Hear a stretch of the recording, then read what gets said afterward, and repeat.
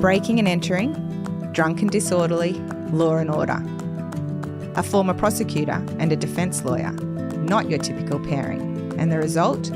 Conversations about crime and punishment that are guaranteed to get you thinking. Welcome to Justice Matters, a weekly podcast with Lizzie Green and Joe Crowley. Our episodes are available every Monday on Apple Podcasts, Spotify and YouTube. Follow us on Instagram and TikTok at Justice Matters Pod for clips. Enjoy the episode. This episode contains descriptions of murder, violence, intimate partner violence, coercive control. Listener discretion is advised.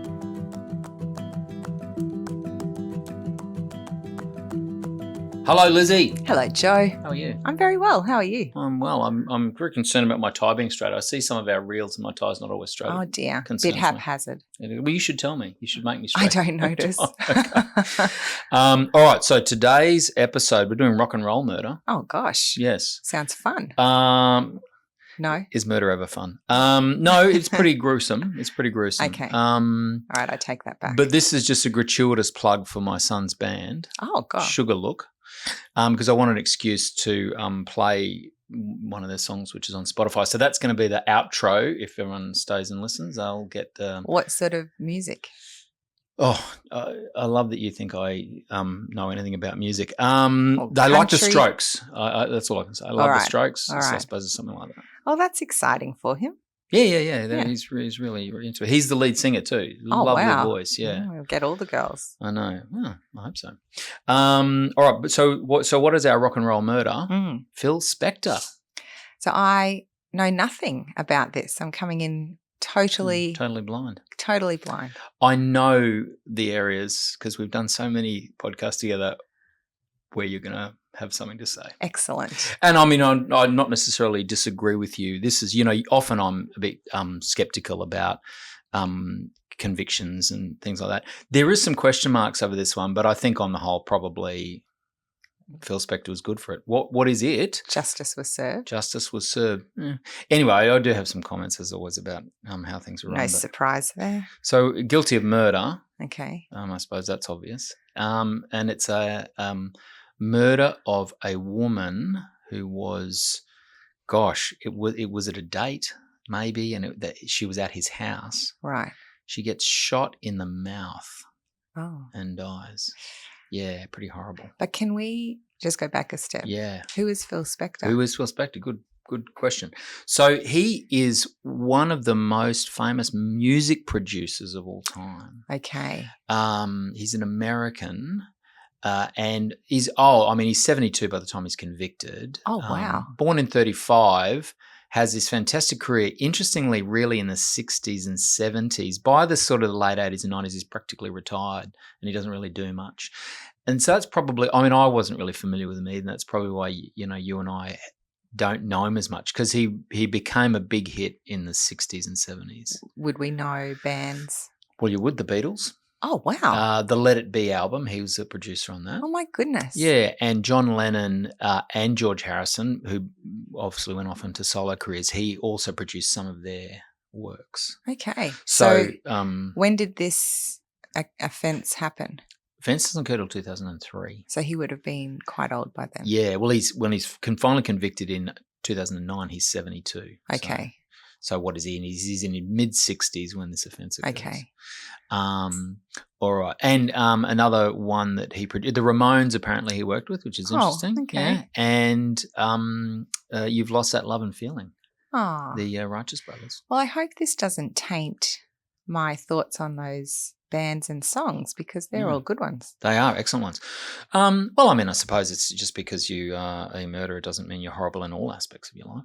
I don't think there's any doubt he has an enormous amount of talent as a music producer. Okay. All right. We'll separate that out from the murderer. He was inducted into the Rock and Roll Hall of Fame. Obviously before this. Yes, 1989. Can they strip people? I suppose they can. I wonder if his is still... It's a private organisation. They can do whatever they want. Still in force. Interesting. Okay. So I remember a couple of days ago when we were talking about what we were going to talk about on this episode, I mentioned Phil Spector and you had said you hadn't heard of him. And I said, he killed a woman, with a gun, and there's some question marks over how it happened. And that's sort of all I really knew. And then I went for a bit of a scout around online. And I mean, one of the things I think our podcast stands out from other true crime podcasts is we always go to the judgments of the courts so that we can get, if you like, accurate information. I know. It does bother me a little bit when people say, do your research, because I do always, we do always go to the judgments. Yes. Which, what better research is there for a criminal matter? Yeah. Well, because it's stress-tested evidence. Yes. You know, the witnesses give their evidence and they're challenged on it in court, in a public forum. I think then the court decides. It gets muddied when people look at what's written online elsewhere and think that's the truth, but we can't verify that stuff. No. I mean, obviously we're lawyers, so we're biased to an extent. But yeah, I think evidence that comes out in court that then is relied on in judgments, it's got to be the most reliable out there. That's what we think. Certainly, I think you're right. Anyway, but before I did that, I thought, it's always good to get a bit of an overview and before you get into the specifics. So I know you don't like me doing this, but I did go to Wikipedia. Oh, Joe, I just said our research is beyond Second reproach. to none. Yes. After that, I went and got the judgment. All right. But I wanted to get a bit of an overview and a bit of a sense of it. It is amazing how, on Wikipedia, how little is made of the fact that he shot a woman in the mouth and killed her. Really? Yeah. It sort of mentions it in the first paragraph, and then you don't get to it's all his professional. Yeah. And if you were reading it quickly, you could honestly miss it. But so I think that is part of the issue with Wikipedia, is that you don't necessarily get the full picture. You get the cherry-picked information that people want to share. Yeah. Well, I think Phil Spector's entry is probably written by some person who's an expert on rock and roll or something. Yes. And so probably not as focused on the fact that he ended up murdering a woman. Yeah. All right. So I'll just give you a quick overview of the sort of the court hearings, because as lawyers, we're always obsessed about that kind of stuff. And then I'll talk about the crime. So what happens is that the incident occurs in 2003. So by this stage, he's in his mid-60s, as I said, and he's pretty much retired. I mean, he's a gazillionaire, so he doesn't need to work. And it seems from reading the testimony of a number of women that he just basically spends his life driving around Los Angeles, going to different pubs, clubs and restaurants, drinking an enormous amount of stuff, and then going home at about 2 a.m. with whatever woman he can find. Oh, charming. Yeah, I mean, probably fun for a little while. Bit of an empty life. Yeah, when you get in your mid-60s, you probably want a bit more, don't you? Anyway, but interestingly, I mean, it's not an easy case to prosecute, and I'll talk about why in a second, but nothing really occurs until 2007.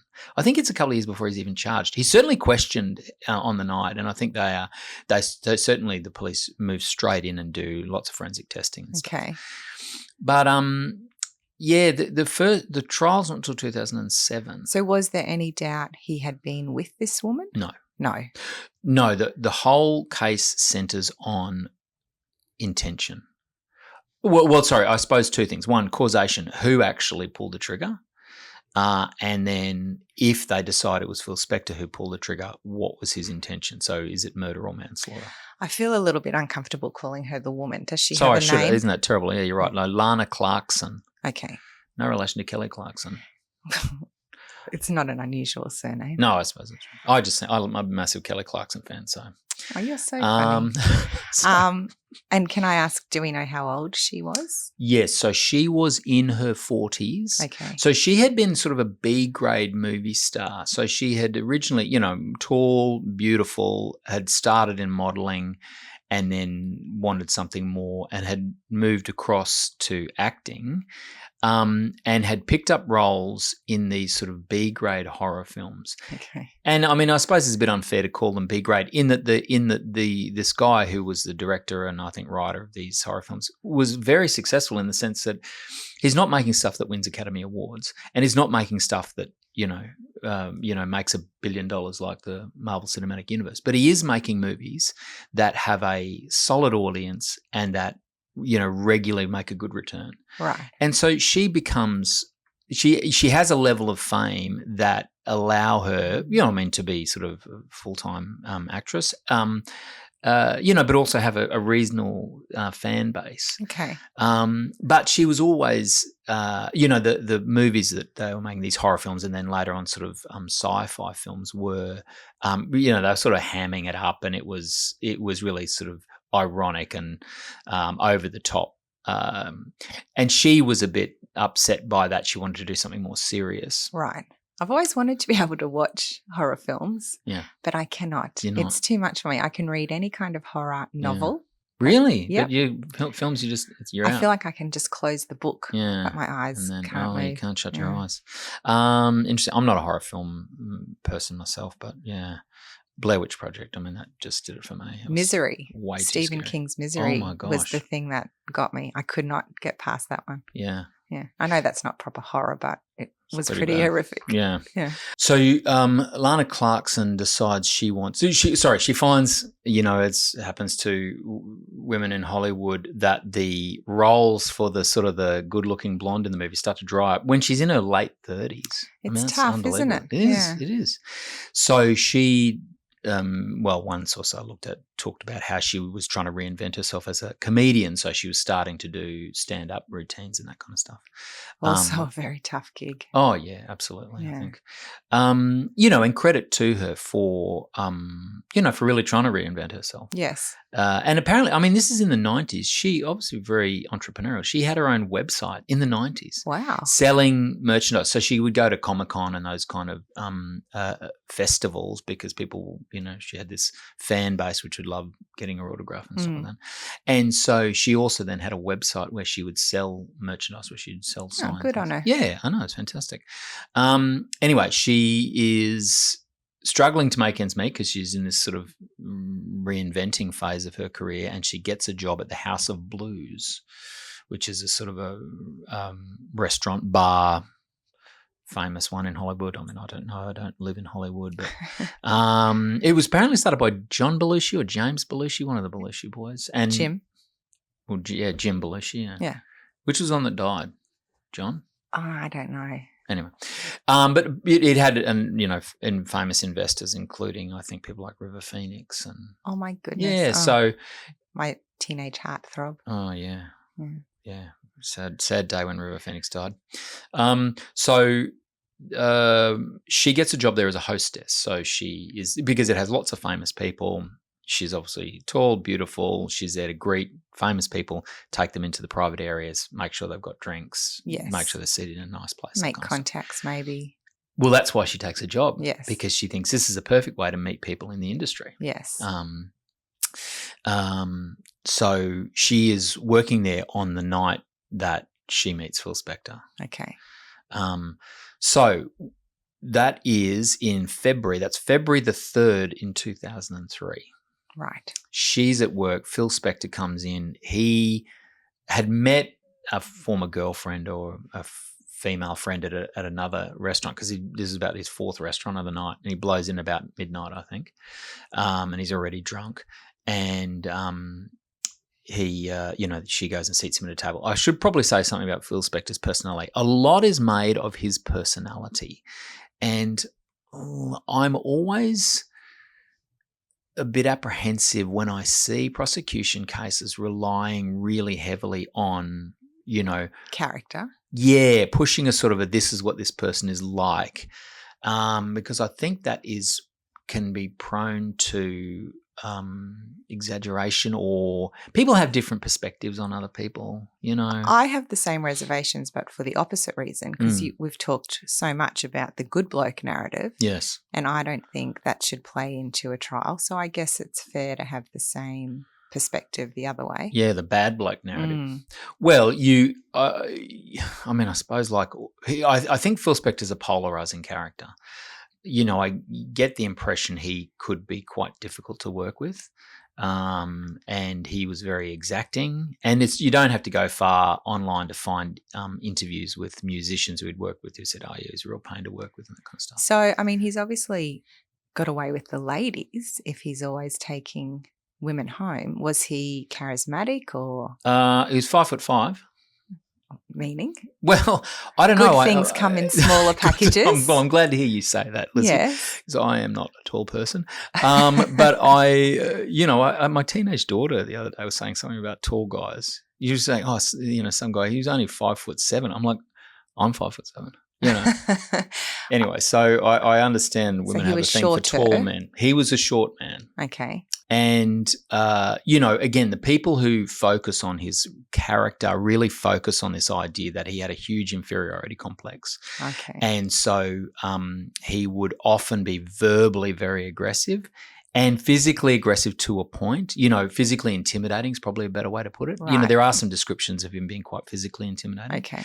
But it does seem to me that when people stood up to him, including women, he would then back down. He's not sounding like a great guy, is he? No, sure. No. But I mean, I'm sure we all know people who really we dislike intensely because they're horrible people.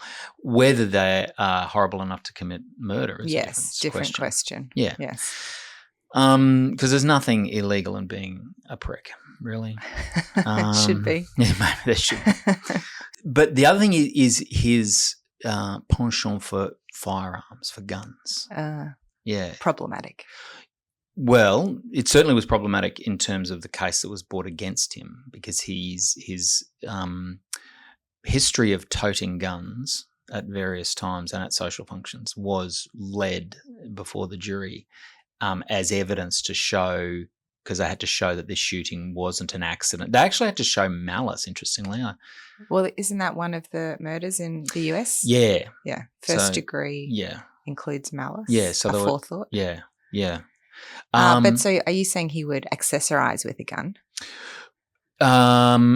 It did seem – I don't know if he carried a gun. Certainly he had lots of guns in his house. Okay. I got the impression that there were certainly guns that were visible on display, I suppose, as you walk around, because part of the issue in the case was the gun that was used. So was she shot in his house? She was shot in his house. Okay. In his kitchen, I think. All right. Sorry, I keep interrupting. No. Very good questions.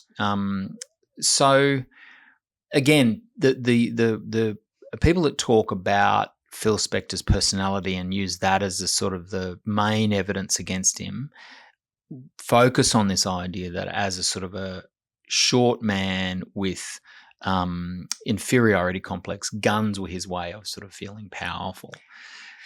Dangerous. Well, it is dangerous, but you can sort of see there might be something in that. I don't know, but... Well, I mean, I'm so against guns generally.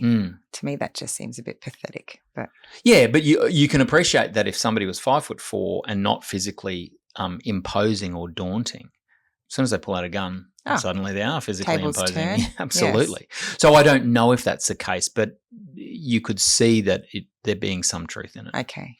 And so what happens is the prosecution lead evidence of him pulling out guns on women on other occasions in this particular trial to show the tendency. Yeah, to give evidence of his tendency to do this and sort of get to an intention or a motive as to what he was doing. Right. Okay, so let's get back to the night of the 2nd of February 2003 at the House of Blues, where he comes in midnight with another woman. They are seated at a table by Lana Clarkson in the VIP area. The woman that he's with, she was getting pretty tired and didn't want to drink and wanted to go home. So she reasonably quickly after they arrive, she then leaves. Lucky her. And there is a bit of a scene apparently when she leaves. You know, he's quite rude to her in front of Lana Clarkson. Anyway, he's looking for somebody to drink with. He invites, I think, Lana Clarkson and some other people to come and drink with him, other hostesses, and they sort of say no. And anyway, he ends up, I suppose, around 1:30. So he hadn't been there long, a bit over an hour, and he decides it's time to leave. And Clarkson had finished her shift, and he was asking her to come back to my house, we'll keep drinking, blah, blah, blah. And she said, and this evidence comes from the chauffeur, so he is privy to the conversations. Okay. She says she just wants a lift. That she can't go home with him because she can't be seen leaving work with a client. And so there's this ruse where they take her to her car. She moves her car to another location, and then she gets in his car and goes with him to his place. Right. So a lot of the narrative around Lana Clarkson was that she didn't want to go with him, and she was just going with him to be nice and this kind of stuff. You can see in one sense there might be something in that. But in another sense, she does go and move her car and then gets in his car and then goes back to his place. So she has an opportunity if she wants to just get in a car and drive home. But she doesn't take that opportunity. My question is, why is that even relevant? Well, that's a good question. As I say, there's a real narrative in that I've seen about Phil Spector and what a insane person he was, and how he was just completely overbearing with women, and engaged in a lot of coercive control, and so that she was sort of somehow coerced into going back to his place, and she didn't want to be there. I can see there's some evidence that supports that, but there's also other evidence that doesn't support that, i.e. she voluntarily gets in his car when she didn't have to and go back to his place. She stays there 2 hours. I do think just on that issue, even if there was some evidence that she agreed or was saying, yeah, okay, I'll move my car, that doesn't take away the potential that she was coercively controlled into doing that. That's true, yeah. Coercive control is so insidious that people think everything's okay and there are no issues. So yeah, I completely agree, but that tends to be in established relationships. She's just met this guy. So, I mean, he's in the industry and he's a big deal. And so perhaps she thinks, look, if he wants me to come back, I better go back. I don't want him to be bad-mouthing me around the place. Exactly. I'm trying to make it. So there's certainly that aspect to it. So, yeah, I mean, it's possible. But what you're saying is it's not clear-cut that he forced her. Correct, yeah. Yes. Oh, sorry, I should say this. There is evidence in the public domain in terms of interviews that his wife gave. This is Phil Spector's wife, and Phil Spector's. Surely he's not married at this point. Not at this point, he's not. No, Phil Spector's adopted children.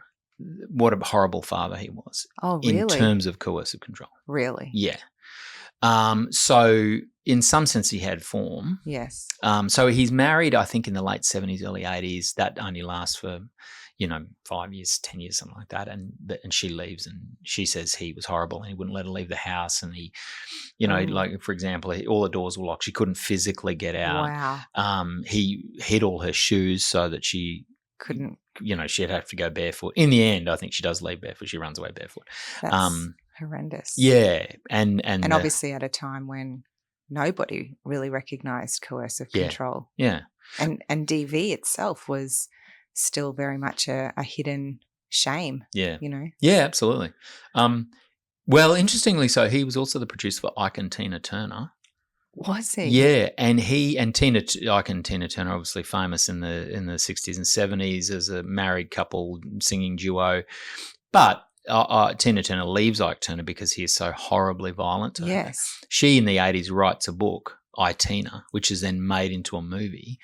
And Phil Spector absolutely was public about how terrible the book was, how it was, none of it was true, how Ike Turner was the real talent. I don't like him at all. No, I know. I mean, who doesn't like Tina Turner? She's just amazing. I'm actually agreeing with the leading of the bad character evidence now, 100%. Well, I don't think any of that information came out before the jury. And Maybe I'm not sure should have. Yeah, I'm not sure how relevant it was. But he certainly sounds like somebody who, to put it mildly, doesn't have progressive views on women. Is he still alive?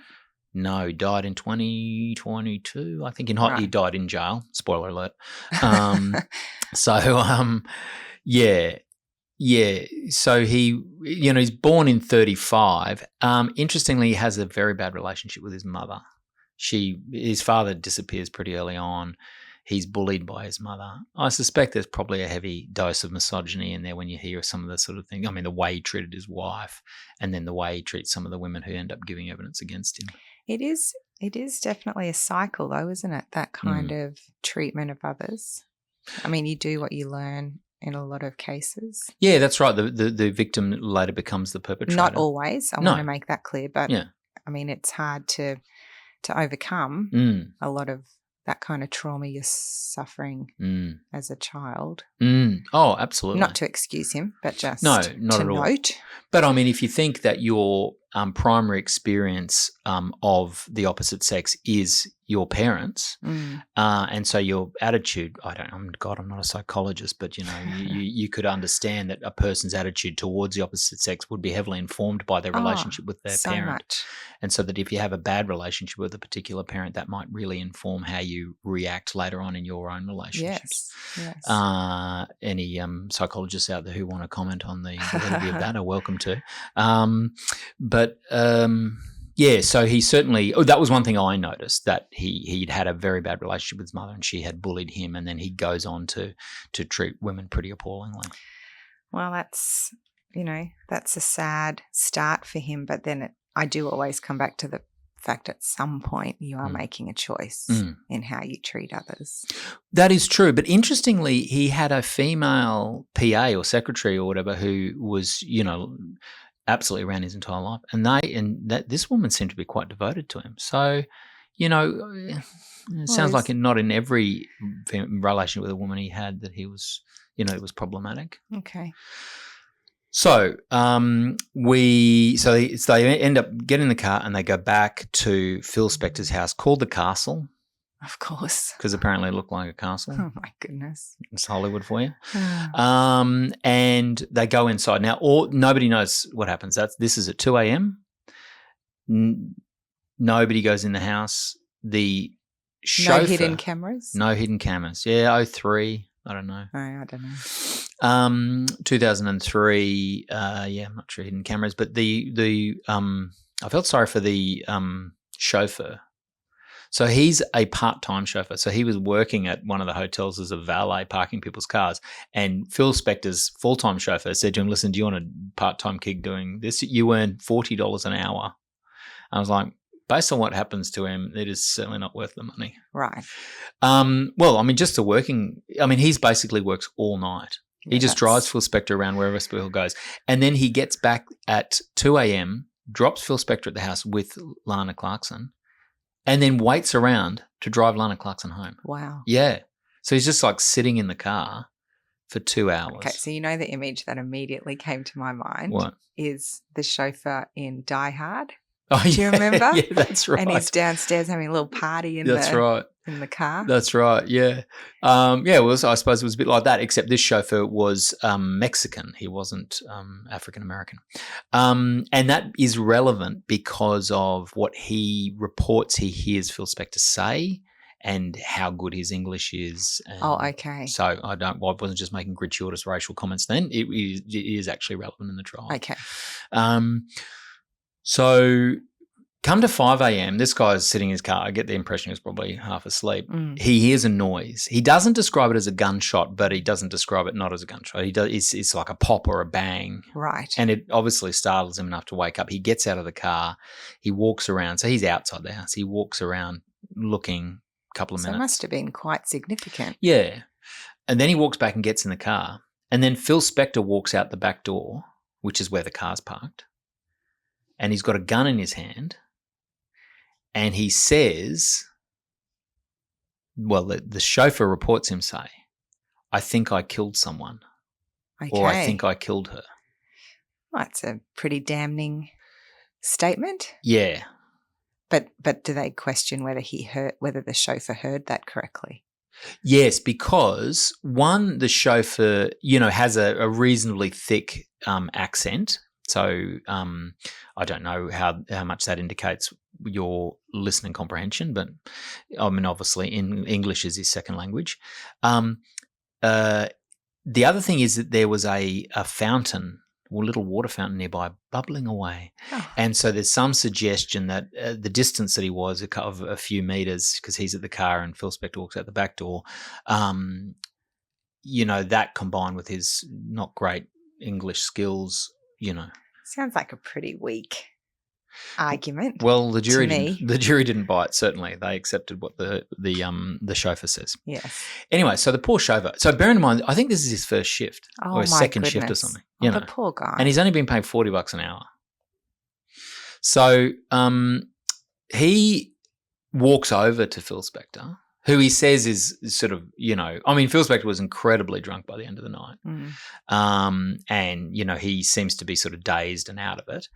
So I suppose he didn't feel at that point like he was, under threat from Phil Spector. So he walks over, and as he gets close to Phil Spector, he can see into the house, and he sees Lana Clarkson's. At first, he sees her legs. She's sitting in a chair, and he just sees her legs, and then he gets closer, and he sees that her body is slumped forward. He said almost falling off the chair. Wow!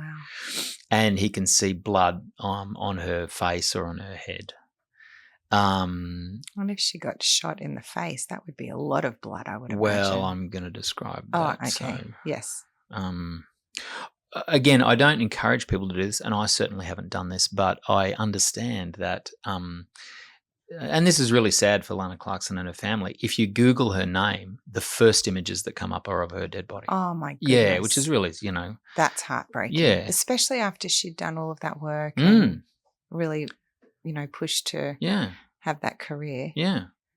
Anyway, so the chauffeur sees at first her legs and then gets a better look and sees her body slumped over in the chair. And I think probably when you see somebody slumped over like that, it's pretty clear they're not alive. He then, sort of says, what's happening, what's going on? And Phil Spector I don't know what he says, or he says something. It's at various stages over the next couple of hours. Phil Spector says a number of contradictory things in that there's this, I think I killed her, or I might have killed someone. But then he says things like, why did she shoot herself? Why did she come to my place and kill herself? Interesting. So anyway, obviously the poor chauffeur totally freaks out, and he then feels he's in danger. Fair, and jumps in the car and drives down the driveway. Right. Gets to the bottom of the driveway, calls the private secretary of Phil Spector. Oh my goodness. She doesn't answer. He leaves a message on her answering machine saying, I think Phil, you need to call me. I think Phil's just shot somebody. I'm going to call the police. Oh, good. He then calls the police. He didn't even know the address of where they were. That's how new he was. Oh, he got directions there? Yeah, I suppose Phil was so just weird. like left here, right here. I don't know. Yeah. Anyway, but he in the guardhouse down at the front gate, apparently the address is written on a post-it or something. Anyway, so he goes. And again, this is all online. You can listen. I've listened to the 911 call. Yeah. Where he speaks to the police. And he says the same thing. I think my boss has just shot someone. And they're like, what are you talking about? And he's like, well, he's walking around with a gun, and he said he shot someone, and there's a woman slumped in a chair. And anyway, so the police obviously take this incredibly seriously and turn up very quickly. Yes. A lot is made of this idea that Phil Spector had a gun when he walks out of the house. When the police actually go and search, they find a gun underneath the chair that Lana Clarkson is sitting in, as if it had fallen out of her hand. So her left hand is hanging down, left arm's hanging down, and the gun is right near that. Was that the gun that killed her? Yes, and that's the gun that killed her. Okay. So, I found that immediately incongruous because I knew that the gun was found under the seat, and then they're like, oh, and Phil Spector was walking around with the gun. I'm like, well, that's clearly not the gun. So was that it's totally irrelevant. Definite that he did have a gun? Well, by the time the police arrive, he doesn't. Okay. Because they would have shot him. In the end, they taser him. Yeah, they say, put your hands up. He puts his hands up. Then he walks towards and he's talking the whole time. He's one of these motor mouths, blah, blah, blah, blah, blah. And again, you can hear this. This is all recorded. I've heard some of the stuff. And he's just rabbiting on and abusing the police and saying stuff like, why did she come and kill herself? And, do you know who I am? And all this kind of palaver. Anyway, he keeps putting his hands in his pockets, and he puts his hands up, and he puts his hands in his pockets all the time, walking close to the police. So the police just get sick of it and taser him. Yeah. And then put him and then put him in handcuffs.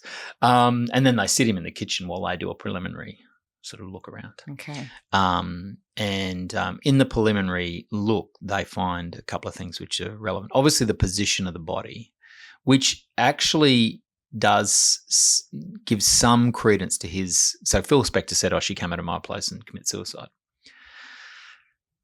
So the position of the body does give some support for that. The other thing that gives support for that, again, some criminologists give evidence, is that most shootings that occur where people are shot in the mouth, they are actually suicides. Right. That seems to be an uncommon way for murderers to kill people. Is she left-handed? Yeah, good question. I don't know. I mean, all the best people are left-handed. No bias there. No bias there. So, yeah, I don't know. I didn't see them make any issue of that. Because that would be an important consideration, I would have thought. Yeah, absolutely. So some things that – so Phil Spector says she comes over, I mean, this is 2 hours later. So, I mean, comes over, I don't know what happened. He says she's really depressed about everything, and eventually he says opens a drawer, takes the gun out of the drawer, sits down and just shoots herself in the mouth. So did she have gunshot residue on her hands? Oh, do you know what? I didn't see that. I'll tell you some of the evidence that supports that she was shot. Okay. So the evidence that supports that she was murdered. Yeah, sorry, that she committed suicide. That's probably the extent of it. That most people who are shot in the mouth, it's a suicide. And the way that she was sitting in the place the gun was found, and the fact that there was blood on her own hands. Yeah. Oh, there was. There was blood on her hands, yes, and blood on the gun, and not blood on his hands, which is consistent with her shooting herself. But then there was other evidence which tended to suggest otherwise. Okay. The other evidence was, firstly, there were guns on display, so it was a bit odd that she would open a drawer when it's not her house. According to Phil. Yeah. No. Oh, so no, they demonstrate that because in a slightly open drawer near where she was is a holster. Empty holster, and it's for the gun that's sitting underneath her chair. But that doesn't mean she took it out. No, that's true. But if you believe Phil's story that she just decided she was going to kill herself, why don't you grab one of the guns on display? That's right. It doesn't make sense. You wouldn't. And how do you know there's a gun in that drawer? Yes. So that sort of militates against the idea that it was suicide. The other thing was she had bruising on her arms and hands. She had a bruising on her tongue, which could have been caused by the gun going off, but there was also blood on her blood on this banister staircase, away from where the body was found. And there was also this discussion in the judgment about a diaper which had blood on it, and I was like, "What is that?" Anyway, you know what Americans are like. Who knows whether they're talking about something slightly different? But I took that to mean a nappy. A nappy. And anyway, wow. So there's how old was Phil? Yeah, exactly. It had some blood on it. It's in another room. So there is some suggestion that there'd been some violent struggle or something. Yes. Yeah, and the gun was fired. It was actually in her mouth when it was fired because it knocked out some of her teeth, the recoil of it. Oh, Joe. Yeah. Oh. So, so again, getting a gun into somebody's mouth is, Well, I mean, I guess it depends how physical he had been. I mean, if she was dazed or, if he'd hit her on the head as well, that could be a reason why she didn't struggle. Yeah. The other interesting thing, and it is so poignant, I think, is her right hand in the chair is across her lap holding her purse. And her purse the strap of it is around her shoulders, it's as if she was sort of leaving, but it's all twisted as if it was sort of, pulled. She was sort of thrown around or pulled or something. Oh, that's so sad. It is so sad, that vision of her sort of sitting in a chair, scared, holding onto her purse. Yes. Anyway, so there was other evidence which did indicate that there's something else went on. So the police come, they have these people who I assume are criminologists. They call them criminalists. I don't know what that means. Anyway, I assume they're criminologists, and they come and do searches, and they do all the blood testing and the DNA. CSI people, yeah, exactly. Dexter. And and so they come up with all this evidence and they build this case against him. Then part of the other evidence, so obviously they have the admission, I think I killed someone, but I think I killed someone actually tends to suggest there's no intention. It suggests causation. Yes, he caused the death. It doesn't tend to suggest malice or which is kind of undermined by the physical evidence that the gun was in her mouth, forced into her mouth. Well, was it forced into her mouth? Because as I say, the statistical evidence is that most people who put guns in their mouth are committing suicide. They're not But if being we shot by someone else. discount the suicide theory and he's the one who shot her, then the intent is evident from the conduct. Yeah, no, you're right. Yep, I accept that. That's right. If she hasn't committed suicide, then the fact that she has it in her mouth indicates some level of force and intent. Yes. So one of the things that you see, I didn't see it form so much of the judgment, but you do see it online, is this idea that he had played Russian roulette with other women in the past. Like, oh my goodness. Russian roulette being you get a pistol that has a revolving barrel, you put one bullet in and have 6 empty chambers or 5 empty chambers. You spin the barrel and you close it, and then you spin the barrel, close the gun, and then fire it. And so you've got a 1 in 6 chance that the chamber that you've got has got a bullet in it. Now, that's what's said online. The evidence that I saw from the other women who give evidence at trial don't say that at all. Right. They do talk about gun toting, but not Russian roulette. And so it seems that the prosecution's, the theme of their case was, it was only a matter of time before this happened because Phil Spector was such a crazy person Loose with cannon. women. Yeah.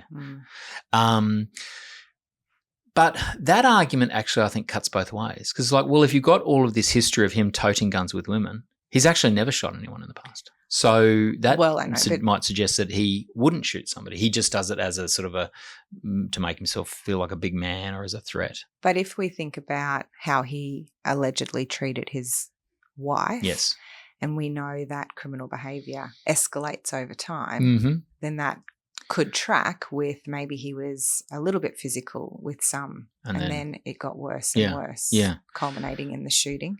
I did have some of the women who gave evidence and what their stories were. Some of them were interesting. So what happened to Dorothy Melville? She, again, they do seem to be quite similar in that they meet Spector. Often they knew him in advance and they'd been sort of seeing each other or friends with benefits or talking, as the young ones say. Do they? Talking. Netflix and chill for some time before the incidents occur. Anyway, so Dorothy Melville, this is 93, so this is 10 years beforehand. She says that she was out with him, drunk a lot of vodka. She goes back to the house. They keep drinking. She falls asleep on the couch. She wakes up just before daybreak and he's pointing a .38 snub-nose revolver, but he's pointing it at her brand new car, not at her. Oh, he is troubled. He is troubled. I think it's amazing that she can identify a gun as a .38 snub-nose revolver. I don't know. He had a gun. Well, I think, is that American familiarity with guns? We just don't have that here. No, that's right. She says, "What the fuck do you think you're doing?" And he says, "Go back in the house." And she starts screaming at him. And he says, "I told you to go back in the house." And then she starts to return to the house. He follows her. Then he goes inside and goes through her purse and he accuses her of stealing things. And at all times is waving the gun around and sometimes pointing at her. Wow.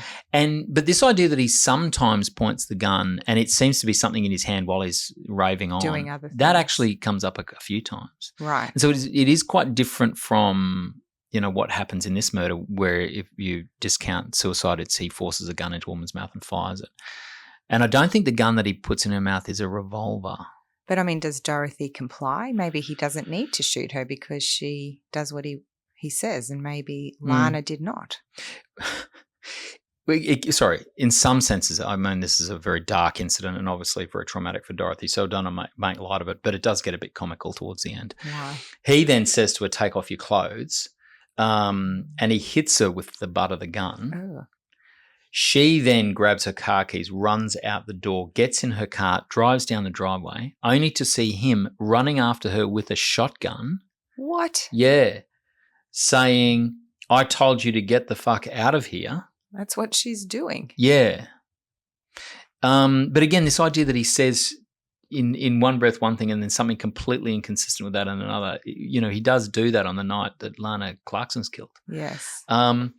Anyway, she's at the gates. The gates won't open. The electronic gates won't open. So obviously she's, frantic. Frantic. When he gets close to the car, he actually puts the gun down, walks up to the side of the car, says totally calmly, "Oh, the gates won't open. Oh, I'll do that for you." Opens the gates and she drives off. My goodness. Isn't that bizarre? So strange. Yeah. I totally believe he shot her. He is. He's certainly not the full quid. No. Okay, Stephanie Jennings, 94, a year later, so 9 years before the murder. She's a photographer. She's in the music business. She has a sort of what they describe as a long-distance relationship with Spector because she's not, they don't live in the same cities. They get together. She accompanies him to the Rock and Roll Hall of Fame Awards. Oh. At the Waldorf Astoria. I thought that was in New York. Anyway, 2 a.m., between 2 and 3, she leaves the party. It all seems to occur in the early hours of the morning. Because he's had so much to drink by then. Yeah. She gets a cab back to her hotel, goes to sleep, knock at the door. She answers the door. It's Phil Spector's bodyguard. He says, Phil wants you to come to his room. She says, no thanks. Goes back to bed. Another knock at the door. It's Phil Spector. He says, you should come back tomorrow. She says, no, thanks. He says, I'm paying for your hotel room. So if you're not coming back tomorrow, pack up and leave. She says, fine. So she starts packing her bag. So he comes in. Oh, he's a piece of work. Yeah, he starts going nuts. He then, I think, grabs her or something like that. She then pushes him and he falls over. He then leaves the room and comes back with a gun. Closes the door, sits on the chair in front of the door. So he's got a gun. He's in front of the door. She can't leave. But again, sort of waving the gun around, sometimes pointing at her kind of stuff. So not this definitely pointing at her, I think he makes threats, I'm going to kill you or something like that. She certainly felt like she was going to be killed, understandably. That would be terrifying. So she is sitting on the bed crying.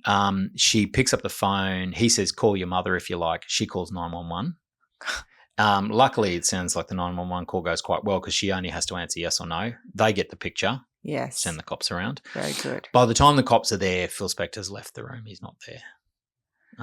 That is just bizarre. Yeah, isn't it? But he obviously got away with it for so long. Yeah.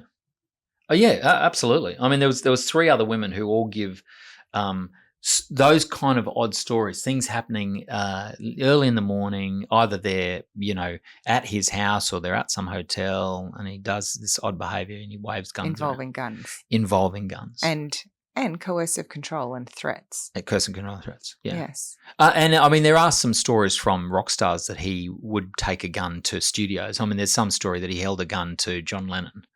What? Yeah, who said something like, I don't mind if you shoot me, but the loud noise will affect my hearing or something odd like that. But it sounds like John Lennon wasn't too worried about it. What a world. Yeah. And I mean, I think as Australians where we have 0 guns and we don't have a gun culture at all, I suppose seeing guns regularly and people waving around is a bit odd. Yes. So we might take it as a bit stranger than maybe people who live in America do.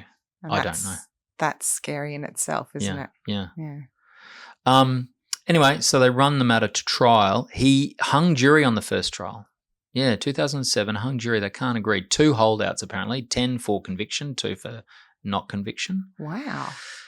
And then it goes to a second jury in 2009, so 2 years later, or just under 2 years later. Same judge. Again, and this is what happens on a retrial often, the prosecutors refine their case a bit. Yes. They know what the defence is going to argue. You have some opinions on I do. Retrials? Well, yeah, I do, in that I think it seems to me that in miscarriage of justice cases, they often seem to have not been able to get a conviction on the first trial. Anyway, so convicted at the second trial, sentenced to 19 years in prison. He's 72 by that stage, so that puts him at 90, does it? No, yeah, 91. Goes off to jail. Several appeals, and appeals on the basis, for example, that the other women who gave evidence of his gun toting in the past shouldn't have given evidence. What do you think about that? I'd have to know more about the case. I can see the relevance of it, but it is so prejudicial that I think you've always got to be really careful. I'm surprised there was a hung jury at all with that kind of evidence. Well, a lot of the stuff we've sort of talked about, the jury didn't hear. I mean, they heard the stuff I was just reading at the end there about these women who had, I don't think there was any evidence from his ex-wife about what he did to her and that kind of coercive control. or his kids. So, or John Lennon obviously didn't give evidence. No. So that's information that's floating around on the internet that I was looking at. Right. But I think the injuries to her body, to Lana Clarkson's body, do raise some questions about his story, that she was depressed and she just got more depressed and shot herself. As in, you think there is credence to them? No, I think that story doesn't explain why her blood's on a banister, why she's got bruising on her arms. Yeah. But it also, as I say, the blood on her hands does tend to indicate that she was holding the gun when it went off. I wonder if they had evidence as to whether her death was instant, or would she have had a chance to touch her face and then her arms fall? Could the blood get there that way, or was it blood spatter, or all of that?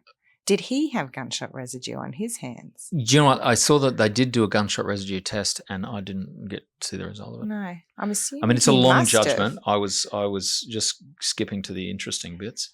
But I encourage people to read it if they want to. It's a 2011 I'm sure decision all of our listeners will race out and download that. Read this. There'll be some lawyers who listen. There'll be People versus Spector, 2011, from the Court of Appeal of the 2nd District of the 3rd Division in California. And so did any of the appeals actually have a hearing, or were they dismissed before hearing? Some were dismissed before hearing. Some got a hearing, but he didn't get up on. I didn't get up on any argument. No. So anyway, very odd, horrible, bloody case. Yeah. He sounded like a strange man. Yeah. Well, a lot of people came out after he'd gone to jail and said, well, he got his comeuppance. He was a horrible person. But I mean. And I also just want to, the little moral of the story is alcohol is jeepers, evil. Honestly. Winston Churchill was an avowed alcoholic and obviously did some pretty amazing things. Okay, I'm not saying you can't do amazing things, but I think alcoholism and the abuse of alcohol, like Spector obviously indulged in, had such horrible ramifications, not even putting aside Lana. Yeah. These other women who would have been traumatized by his irrational behavior. Yeah. Just horrendous. Yeah.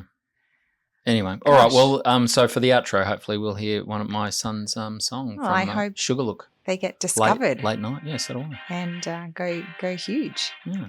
That was interesting. Thanks, Joe. Good. I'm glad. Thanks, Lizzie. Okay. All right, bye. Bye.